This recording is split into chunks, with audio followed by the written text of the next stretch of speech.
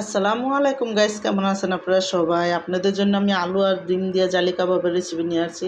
প্রথম দেখুন, এখানে বেশি করে পেঁয়াজ, কাঁচামরিচ, ধনিয়া পাতা একসাথে দিয়েছি, স্বাদ মতো লবণ দিয়ে দিয়েছি 1 চামচ, আধা চামচ আমি জিরার গুঁড়া, আধা চামচের মতন এবার আমি কালো আর সাদা গোলমরিচের পাখি, আধা চামচ গরম মশলা, লাল মরিচের গুঁড়া আধা চামচের মতন 1 চামচ, আর একটু সামান্য হলুদ, আর এখানে আমি ধনিয়া আর জিরা একসাথে একটু টাইলা রাখছিলাম, আর কটা শুকনো মরিচ ওটা দিয়ে দিলাম একসাথে, দিয়ে কিন্তু ভালো করে হাতে মাইখা আমি তারপরে কিন্তু আলুটা সুন্দর করে করে নিব, ডইলা নিব। তো আলুটা ভালো করে ডলা হওয়া পর্যন্ত যাতে কোনো দানা না থাকে আমি কিন্তু সুন্দর করে আগে ডইলা নিয়েছি, আর এখন দেখুন এরকম হাতে নিয়ে নিয়ে আমি কিন্তু কোপ্তার মতন করে টিকার মতন করে বানাই নিব।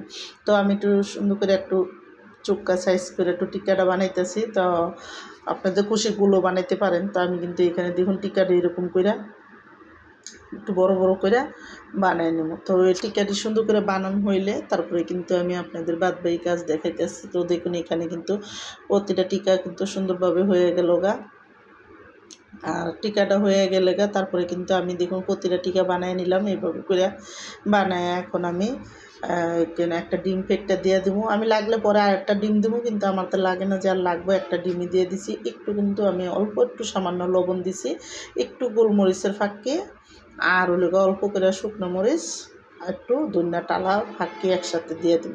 তো দিয়ে কিন্তু সুন্দর করে ফেটটা নিমু। দেখুন ভালো করে একটু ভালো মতন ফেটবেন ডিমটা, যাতে ডিমটা সুন্দর মতন ফেটা হয়ে যায়।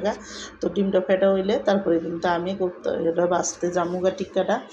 তো এইবার কিন্তু আমি দেখুন চুলার মধ্যে তেল দিছি, তেলটা যখন একটা ভালোভাবে গরম হইব আমি কিন্তু এই ডিমের ভিতরে চুবাই চুবাই সুন্দর করে টিক্কা দিই, ফ্রাই প্যানের ভিতরে দিয়ে দিব। তা আমার এই আলু আর ডিমের টিক্কার রেসিপিটা যাদের পছন্দ তারা সাবস্ক্রাইব করেন প্লিজ। আমার ভিডিওটা বেশি বেশি শেয়ার করে দিন আর সাবস্ক্রাইব করে দিন। আর এইভাবে আলু দিয়ে জালি কাবাব বানাই দেখেন, অনেকে কিন্তু মজা লাগে এই জালি কাবাব। তো দেখুন আমি কিন্তু একটা পিঠ যখন লাল হয়েছে আমি কিন্তু উল্টাই দিলাম, উল্টাই কিন্তু সুন্দর করে ওই পিঠটা আর একটু হালকা উল্টাই দিব যাতে সুন্দর মতন একটা কালার আসে। তো এইভাবে করে সুন্দর করে উল্টাই তারপরে কিন্তু আমি উপরে দিয়ে একটু সিডা দিয়ে দিব ডিমের, যাতে একটা জালি জালি ভাব আসে এই জন্য।